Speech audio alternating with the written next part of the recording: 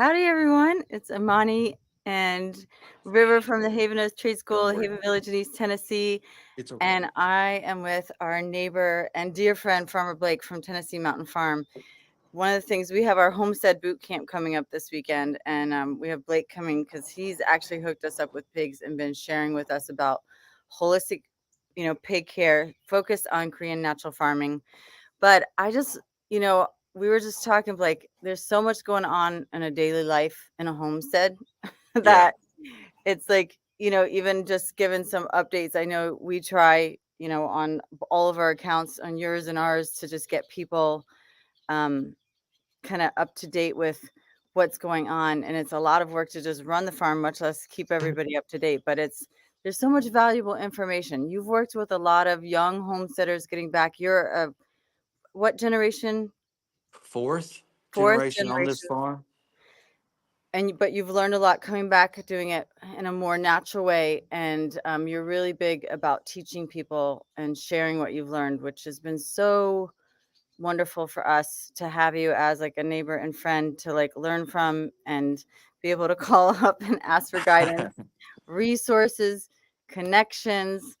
I mean, if you were to just say to like this brand new homesteader that was just getting started, what would be the number one advice that you would give? Get something that gives milk. And I don't let me say I don't have that yet.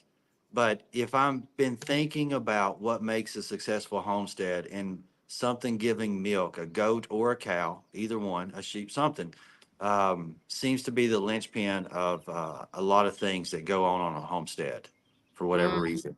mm. My other part of advice is don't jump into multiple species all at one time. Like y'all did. Well, no, we followed your advice. We had existing cows, which we're still maintaining, but we also have benefit of a rancher on the property who manages his cows and horses. So, like, Yeah. we have him as a resource. And then we got the goats. Those are our milking. We thought we were going to start milking. We had the babies. The babies are running all over the place like your sheep. So we're really about management of how goats are going to be our thing, right? So how are we going to manage that and setting up the gates, because cattle is fencing is a lot different than goat fencing, Yeah. right? Um, Yeah. My general theory on that is if you build a fence for a cow, then a pig can get through it. And if you build a fence for a pig, then a sheep can get through it. And if you build one for a sheep, then a cow can get through it. So and goats can get through all of them. all of them. Yeah. Well, and then we got our two pigs from you because it's the pigs have been. Oh, I have to say they were work setting up. We had the barn, but we actually had to do the whole, and that's what we'll talk about a little bit more in depth, and you're going to be showing that when people come to the Homestead Yeah, for sure. Camp this weekend. But so the pigs, other than setting up the pen, they're pretty easy, and then the chickens, are chickens. So we haven't gone overboard, but we also have multiple helping hands, so that helps out, because if you were just doing it solo, it would be insane, because we're building houses while we're building, Yeah. the homestead. So our focus is on building structures, but obviously putting in food security measures at the same time. So it's really important. Sorry about the tractor that just drove by there. I'm Oh, sure that was loud. no, I Uh, didn't hear it. The birds okay. and the dogs. We're on farms. This is what it's like to be on a farm. I was going to So say it's a nice busy day around here, and I'm looking real forward to next weekend of being able to get into like a lot of discussion with people about this Korean natural farming pig raising system. It's yeah. definitely a system that you're setting up, not just a pen. There's a Mm. system that's in place there. But here on my farm, just to get back to the fourth generation, like first generation was just homesteading here. In 1933, my great grandmother bought the farm with seven kids as a widow. And then they did homesteading for her whole life here. And then when my mom and dad moved back to the farm when I was born, they moved here in 77, right after I was born, and switched to a commercial structure of farming. We had commercial broilers, and we also had show animals. So I got to get used to cows and sheep and pigs Mm. growing up as show animals, but it didn't teach me anything about really raising quality meat. It was just about making them look pretty. Hmm. Um, and so when I came back 6.5 years ago, it was to retransition the farm again, to be able to pay off the farm debt with the commercial chicken houses and then shut those down and raise nutrient dense food and be able to process a lot of that on my farm and then provide it for people. And so we're in the transition of that now. The chicken barns that are 40 feet wide and 500 feet long, I have four of them. So 80,000 square feet of barn space. It's perfectly good. And it took me 2 years, but I decided I need to take down three of these because they don't fit the vision for the farm anymore. Wow. And so So, is it the first one that you're taking down now? well, I have three crews working around here right now on two different barns. And then a fourth crew coming in to be able to spread chicken litter later this afternoon. And so I'm trying to manage getting the litter that's organic compost, organic fertilizer Yeah. out of the barns and spread on the fields, and then taking the barns down as quick as possible. Now, are you going to focus on primarily animals? Is that the big vision there with what you're doing? I know, like, because you're doing the pigs, and you're pretty big into that. You have the pig palace, Yep. um, but and you're not really doing chickens now, is because you're doing those sheep. I know you have a plan for the sheep. So I have a plan for sheep. I have a plan for pigs. This year, the plan for beef cattle came together where I don't own cows, but my neighbors need a place to put their cows in the summertime. yeah, And for the last several years, it's just been a yearly flat rate based off of the old model of grazing cows. And over the last 5 years, I've been able to install a timeless fence rotational system and pressurized water lines. And so the cows get moved every day and they have fresh water where they're moved to and access to shade. And now I'm getting to charge a daily rate per cow and get paid on a monthly basis for the cows. that's Um, amazing. So one of the things that for us was really big is establishing local partnerships and also talking to people. And I know you agree with this. Of what are the economic streams on your homestead?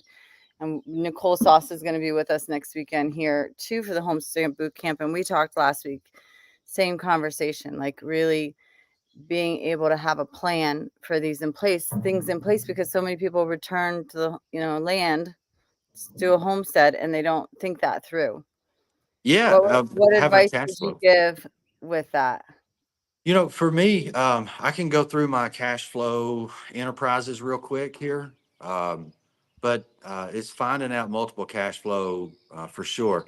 About 2 years ago, I took a round Kwanzaa hut style barn, much like what y'all are just putting up over there, Yeah, and built a platform underneath it and put a really nice white canvas tent under it on a platform on artificial turf. So when people walk into the tent, they feel like they're outside, but they're protected by the barn.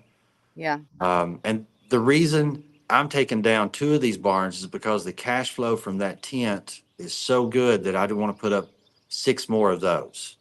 Oh, you're gonna do those same tents in there? Yeah. Well, not Nice. saying I'm actually copying you. Talk about having good neighbors. Like your ideas of how to build the glamping tents with a wood structure.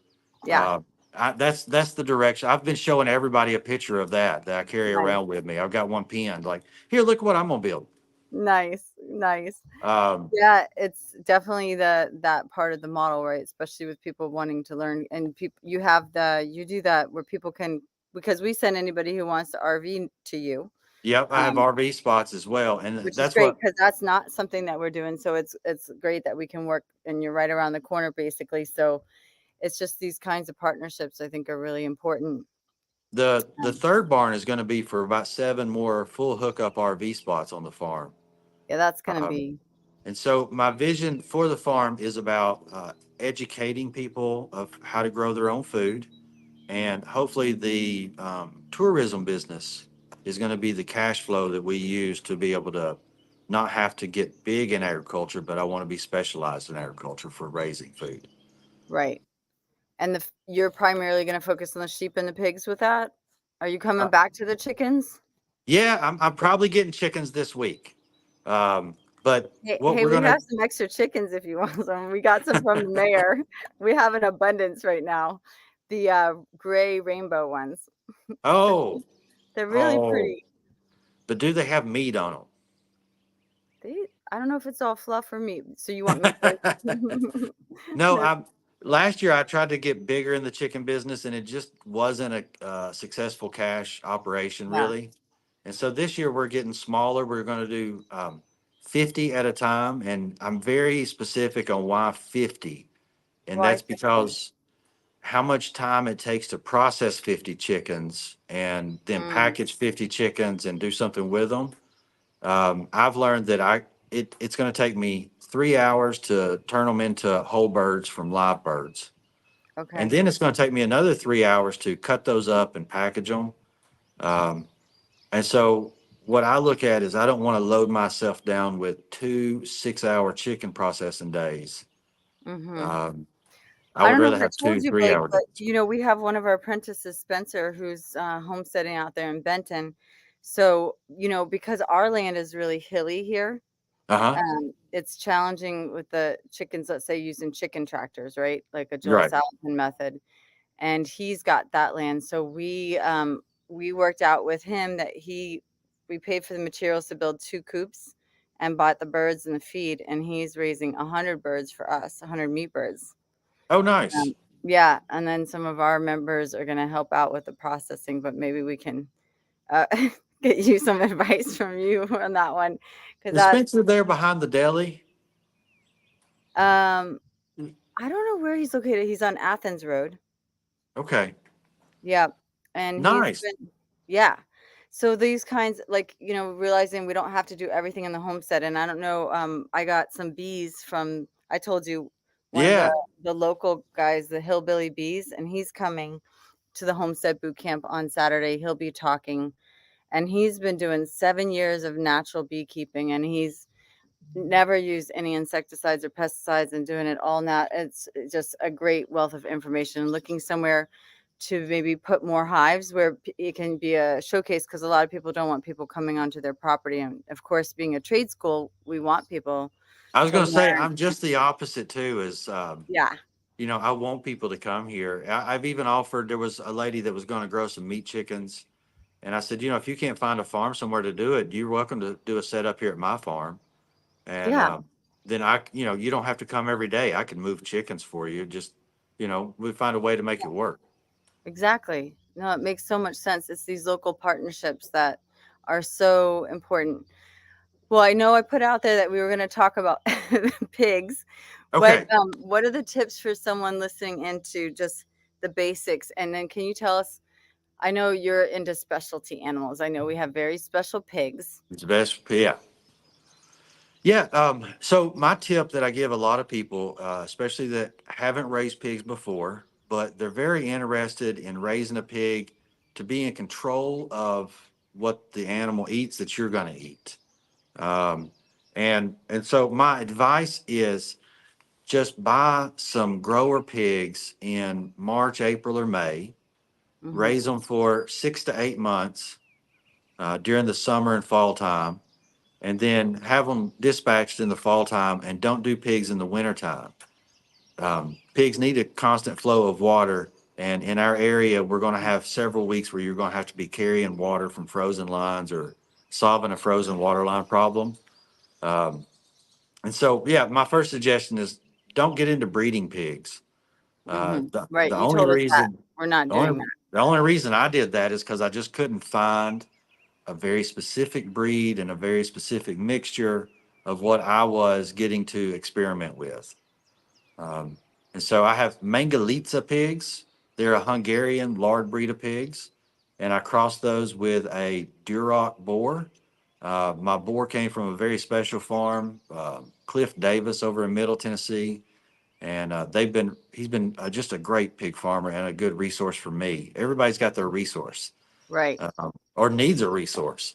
And Right. so crossing the two of those gave me a pig that would grow out in about 10 months or so, as opposed to 18 to 24 for a Mangalitsa. And then the meat quality and fat quality are just amazing. So, um, But also, let me say this. I mean, I'm going to build my stuff up because I want to sell piglets. I want to sell piglets so bad that I just built a brand new pen right beside my farmhouse. So as you walk out Okay. the side door of the house, you're looking at a pig. Um, and it's so close to the house, but I wanted to build a K&F system to show people that you don't have to own a farm. You don't have to even have a Wow. barn. If you have a What? carport, I can show you how to grow a pig for your family. And so now after we eat a family meal, you don't have to worry about what to do with the scrap food. You just walk outside and scrape it off into the pig pen. That's how many pigs do you have over there? That's a good question. About So 15. next to the house? No, one, just one. Oh, okay. So It's a pen for you're one or two. I see. So the idea is you raise one pig and that this would provide, meat for a family, that Yep. you don't need all the space that people think. So how would you layer that up like what we did with the wood chips and a lot like how would that Yeah, I built it where the other reason for me building another pen is my original pig pen. I had 6 inches of charcoal, lump charcoal in the bottom of it, Mhm. and it's really difficult to make lump charcoal in that kind of size frame, volume. And it seemed to be the question that people asked that they got hung up on how to make charcoal and didn't even think about the rest of the steps of building the pen because they couldn't make the charcoal. Uh-huh. And so with this pen, I did not put charcoal on there because I want to see if it's absolutely necessary. And I didn't know. And the only way to know is to build one. But without charcoal, I did fill in with 4 trailer loads of logs. And the logs are about 3 feet tall. Um, Okay. and then I added a foot and a half of wood chips on top of the logs and inoculated those with microbes that came out of my other pig pen. So I already had microbes thriving in a pen. And Mhm. what was falling out of that old pen, I just scoop up in a tote. And then a day, every day, once or twice a day, I go by the pig pen and take a scoop of that inoculated wood chip mixture and just Mhm. sprinkle on where the pig's done his business. Um, Mm. and it's working out really well. Is it I'll have to completely come no smell? No, there's uh, an animal around, but it is not unpleasant. And for the most part, there are a lot of times when you can't detect that there's a pig there. so I'm gonna have to come check this out. That's like so you're Yeah, just keeping the one pig in there. How long have you been doing that? we're at a month now. Had it in there a month. It's a nice little condo for a pig with a mountain I view was too. gonna So say, he's got living up the life there. yeah. Was it a baby pig? What did you put in there? So he was already about 7 months old when I put him in.